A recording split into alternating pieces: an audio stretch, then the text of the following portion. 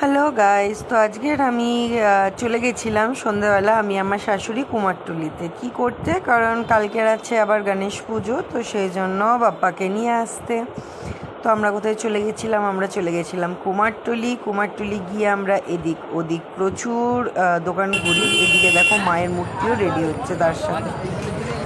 তো পুরো কুমারটুলি আমরা প্রচুর দোকান ঘুরি, বাপ্পা পছন্দ করি হয় না কোনোটা।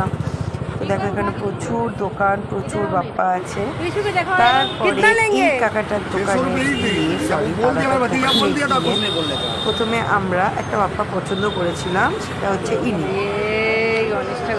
তো যাই হোক, এনাকে পছন্দ টছন্দ করার পর জানি না কেন হঠাৎ কি মনে হলো আমরা আবার এই দোকানটায় ঘুরে আসে আরেকটা বাপ্পাকে নিয়ে আসি, সেটা হচ্ছে দেখো দুজন পাশাপাশি বসে আছে।